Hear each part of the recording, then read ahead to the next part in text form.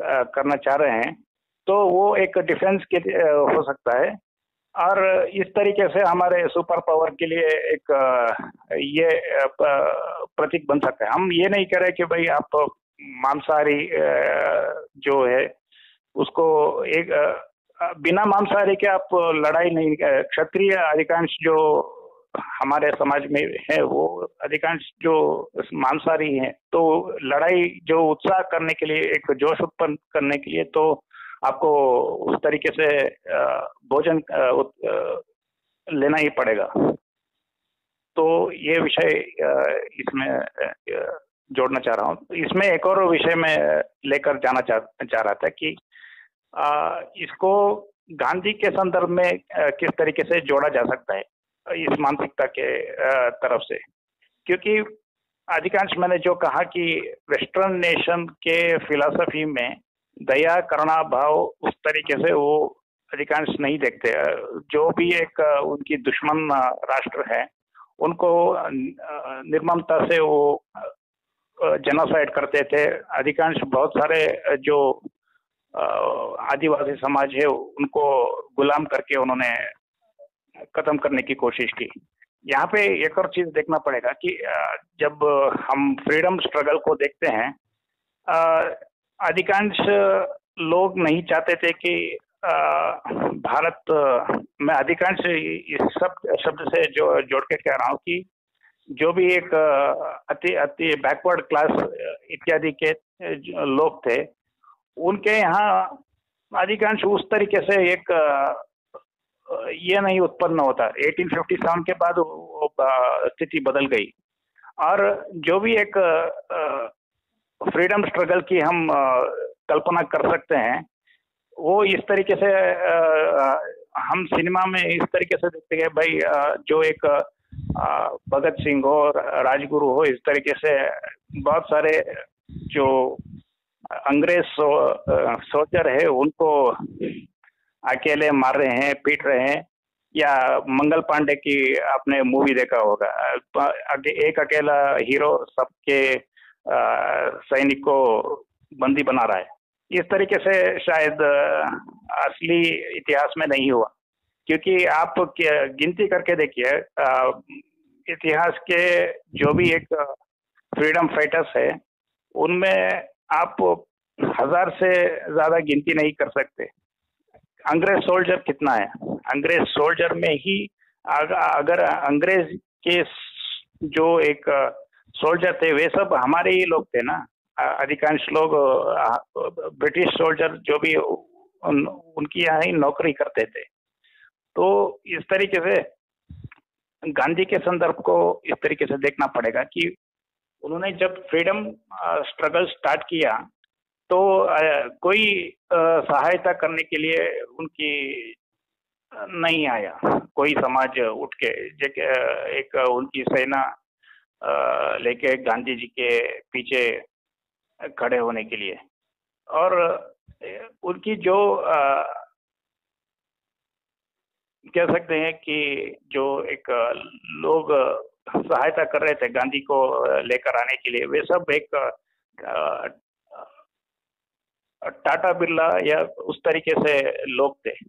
तो अधिकांश लोग बहुत सारे लोग जो एक धनिक परिवार से थे वे सब गांधी के जो निकट थे वे सब अंग्रेज के भी निकट थे, इसलिए वो अंग्रेज को नाराज नहीं करना चाहते थे। इसीलिए गांधी ने अधिकांश इस तरीके से शांति के मार्ग को चुना। और एक और चीज आपको देखना पड़ेगा कि गांधी के जो एक छवि है उनको नॉन वायलेंट करने के पीछे एक और कारण है। मैं उसके संदर्भ में बाद में आऊंगा। आप कुछ कहेंगे? बहुत लंबा चौड़ा आपने वो बता दिया, डाइवर्स चीजें बहुत सारी बात की। पहले तो प्रतीक की बात कर रहे हैं जो आपने शुरू में किया। प्रतीक हम लोग हाथी को भी रखते हैं शक्ति के अर्थ में, घोड़ा को भी रखते हैं और सिंह को भी रखते हैं। ये तीनों चिन्ह आप पाएंगे कि इन तीनों चिन्हों का प्रयोग हुआ है शक्ति के अर्थ में। और सांड को भी रखते हैं, ये चारों को भी रखते हैं। जो शास्त्रों में भी हम लोग का है, तो वृष जो कहते हैं तो भगवान अ, शिव का जो है तो वृषभ हाँ के अर्थ में आता है, और हाँ जी देवी दुर्गा का जो है वो शेर के रूप में आता है, गणेश जी का हाथी के रूप में आता है। जी जी जी। और अश्व भी आता है, और पक्षियों में गरुड़ भी आता है शक्तिशाली में। बिल्कुल बिल्कुल बिल्कुल। तो भिन्न भिन्न प्रतीकों को हम लोगों ने चुना है भिन्न भिन्न शक्तियों के लिए। जो है चूहे को भी चुना है, उसकी शक्ति अलग हम लोगों ने आकी है कि उसकी एक विशेष अलग शक्ति है।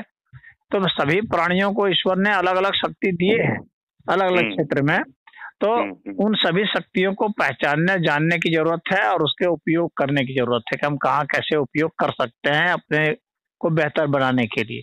तो भारत की संस्कृति ने इसका उपयोग किया है, और अन्य जगहों के भी लोगों ने जैसा भी उपयोग किया होगा, तो भारत ने बहुत बेहतर से संतुलित करते हुए, संतुलन बनाते हुए किया है कि हम भी विकसित हो जाएं, हम भी बेहतर हो जाएं, और अन्य लोग भी बेहतर हों। हाँ, यहाँ पर तो सर्वे भवन्तु सुखिनः का नारा है, सर्वे सन्तु निरामया। तो यहाँ ऐसा नहीं है कि हम ही खाली जिए और दूसरे को नहीं जीने देंगे।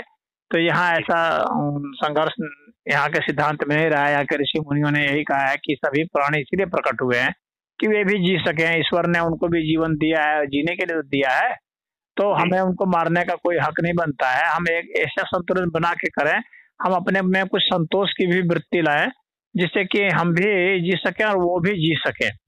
यह नहीं कि उसको हम बिल्कुल समूल नाश कर दें, जेनोसाइड कर दें।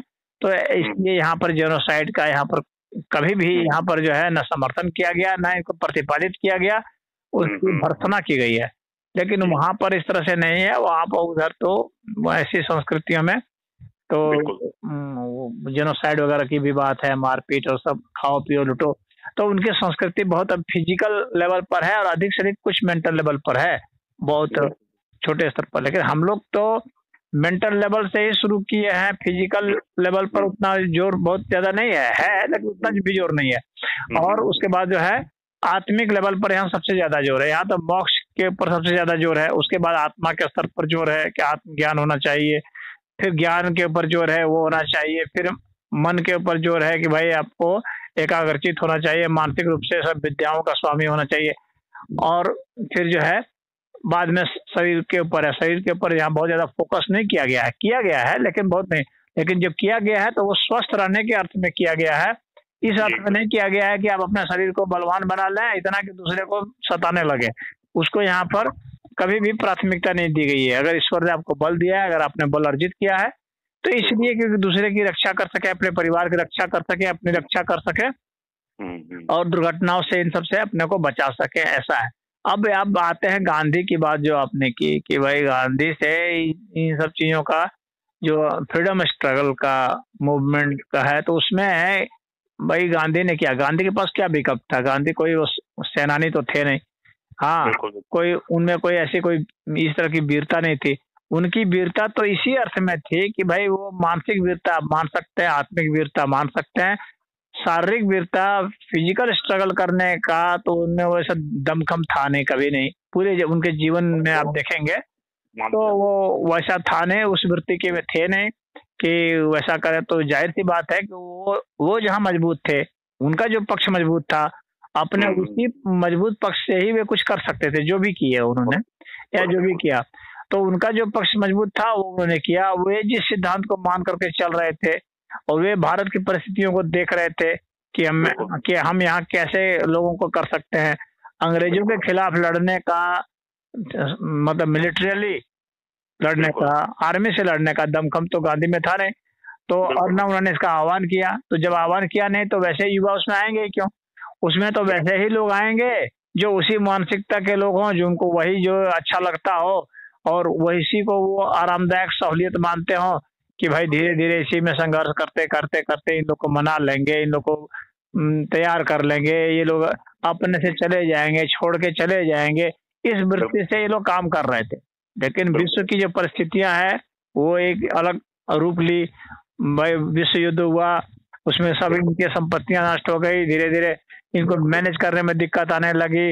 वहां संयुक्त राष्ट्र संघ में सब जो है पास होने लगा, सब लीग बनने लगे, बहुत तरह के कई जगह विरोध होने लगा कि ये सब करना ठीक नहीं है। तो और यहाँ पर जो है इतना संघर्ष भी शुरू हो गया, जो लोग मिलिट्रली इसको भगाना चाहते थे, जैसे सुभाष बोस टाइप के लोग, तो आईएनए का जो हुआ था, जो विद्रोह हुआ था यहाँ पर सोल्जर्स का, तो उससे अंग्रेज सब बहुत डर गए। उनको लगा कि हम लोग सारे यहाँ मिटा दिए जाएंगे, और वे जान रहे थे कि ये जो है अब वो सेना नहीं रही, क्योंकि ये सब अब शिक्षित हो गए हैं और इनमें वो भावना आ गई है कि अंग्रेज हमारे दुश्मन हैं, इन लोगों ने हम लोग को सताया है।